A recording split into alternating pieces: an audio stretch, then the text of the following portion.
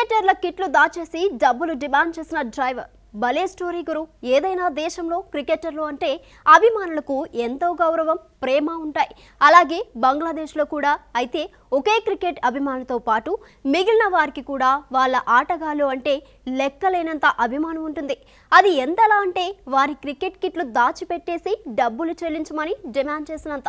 మరి అసలు ఈ వింత సమస్య ఎందుకు వచ్చింది అనే వివరాల్లోకి వెళ్తే, బంగ్లాదేశ్ ప్రీమియర్ లీగ్ అనగా మన ఐపీఎల్ లాగా అక్కడ జరిగే బీపీఎల్ క్రికెట్ టోర్నీలో వివాదాలు కొనసాగుతూనే ఉన్నాయి. ఇప్పటికే మ్యాచ్ ఫిక్సింగ్ ఆరోపణలు వచ్చాయి. ఆ కారు చిచ్చు ఇంకా చల్లారక ముందే ఇప్పుడు తాజాగా చెల్లింపుల సమస్య తలెత్తింది. దర్బార్ రాజ్షాహీ ఫ్రాంచైజీ ఆటగాళ్లు సపోర్టింగ్ స్టాఫ్కు చెల్లింపులు ఆలస్యం చేస్తుందన్న వసంతాల మధ్యలో ఇప్పుడు మరో వివాదం పుట్టింది. ఈ మధ్యభాగ వివాదంలో చిక్కుకున్న దర్బార్ రాజ్షాహీ ఫ్రాంచైజీ వారు బస్ డ్రైవర్కు కూడా చెల్లింపులు చేయలేదు. బకాయిలు ఉండిపోవడంతో ఆ డ్రైవర్ ఆటగాళ్ల కిట్ బ్యాగ్లను దాచేశాడు. తనకు డబ్బులు ఇచ్చిన తర్వాతే కిట్ బ్యాగ్లు తిరిగి ఇస్తామని ఆయన చెప్పారని కొన్ని వార్తా సంస్థలు వెల్లడించాయి. బకాయిలు చెల్లించిన తర్వాతే కిట్లు ఇచ్చి వెళ్లిపోతానని ఆ డ్రైవర్ అన్నాడు. ఇది సిగ్గుపడాల్సిన విషయం. మాకు చెల్లింపులు చేస్తే ఆటగాళ్లకు కిట్ బ్యాగులు ఇస్తాం. ఇప్పటి వరకు నేను మౌనంగా ఉన్నాను. మా బకాయిలు చెల్లించిన తర్వాతే మేము వెళ్ళిపోతాం అని కిట్లు దాచేసి డ్రైవర్ మొహమ్మద్ బాబుల్ చెప్పాడని ఒక రిపోర్టర్ వెల్లడించింది. కొందరు విదేశీ ఆటగాళ్లకు కూడా చెల్లింపులు జరగలేదని తెలుస్తుంది. దీంతో వారు ఢాకాలో ఒక హోటల్లో ఉన్నారు. ఇకపోతే వారికి కూడా టీం మేనేజ్మెంట్ సరైన సమాచారాన్ని ఇవ్వలేదని సమాచారం.